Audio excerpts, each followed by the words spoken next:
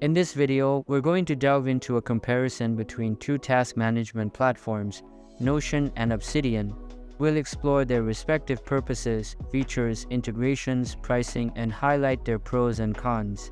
Stick around until the end as we determine which option might be the better fit for you. Let's dive right in. So first, let's talk about what is Notion. Notion is an all-in-one workspace for your wikis, notes, and databases. As a docs-based software, Notion is primarily used for note-taking, but can also be helpful for basic task and project management.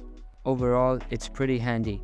Notion has your bases covered when it comes to class notes, business meeting minutes, collaborative editing, and company wikis, all on a simple interface with lots of templates and a dedicated community willing to help. On the other hand, Obsidian is a note-taking app that stores files locally on your device instead of in the cloud. With Obsidian, you use markdown language to create your notes. Unlike Notion, which has a database structure, Obsidian has a knowledge graph structure where all your notes are interconnected through bi-directional linking. Now let's talk about features. Number 1, UI and note organization. In Notion, you first create a workspace and then start adding pages to the space. You can build out a visual structure to your documents with subpages and even link page sections to other pages through backlinking. Access pages quickly from your sidebar by adding them to your favorites. Instead of a workspace like Notion, Obsidian uses the term vault. The vault is a folder where Obsidian stores your notes locally on your device. Depending on your number of projects, you can have one vault or several. After creating your first vault, you can start taking down notes in plain text. Number 2, backlinking. A backlinking feature in Notion lets you connect your ideas when taking notes. Each time you make a link, Notion creates a backlink automatically. You can then view all the backlinks to a particular page and see exactly where they were used. This is a helpful feature when creating your wikis, connecting ideas, or managing tasks in Notion. For Obsidian, backlinking is one of the fundamental features of Obsidian Notes and makes building wikis much simpler. Instead of hierarchical folders or databases, Obsidian lets you create an interconnected web of ideas with a knowledge graph, an ideal resource for students, academicians, software engineers, and other professionals who are constantly writing things down. Number 3, note sharing and collaboration. Notion excels at note sharing and collaboration.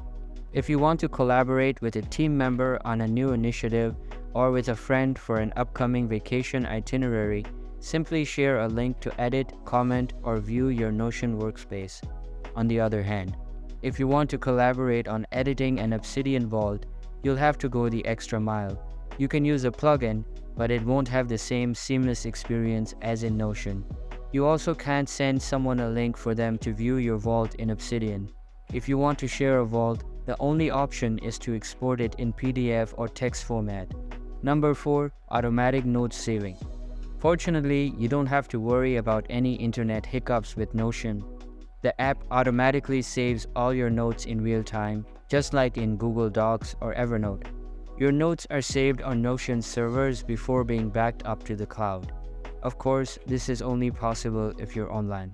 Like Notion, Obsidian automatically saves your notes 2 seconds after you finish typing, so you can rest assured knowing that you won't lose anything after spending time creating your perfect graph.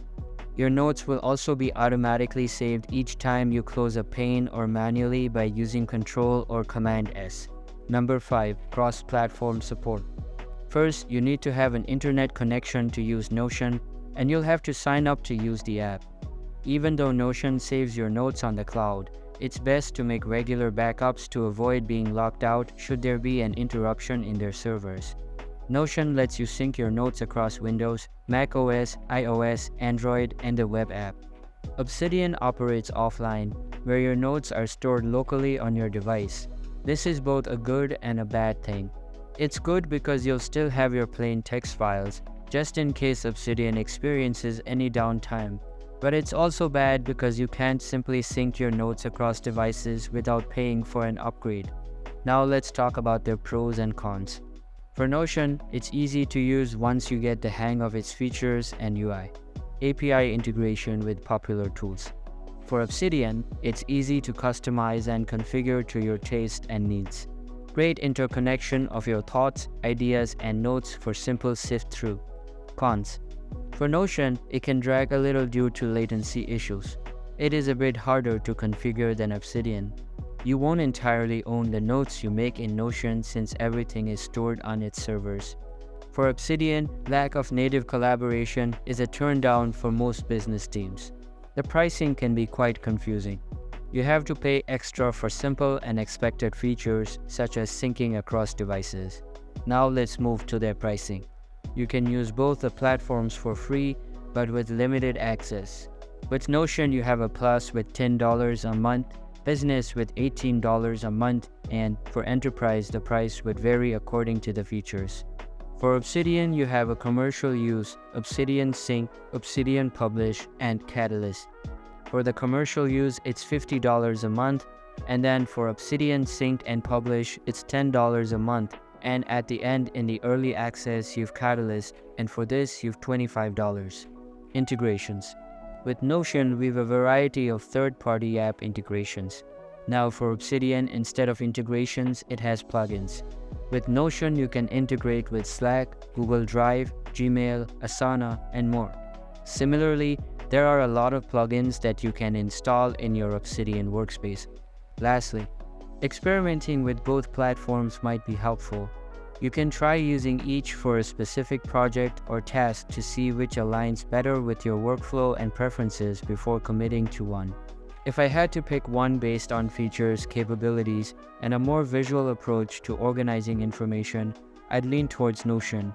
It offers a wide array of features suitable for various purposes like project management, team collaboration, note-taking, and more. So that's all for this comparison. If you found value in this video, then make sure to give this a big thumbs up. Subscribe to the channel. Thanks.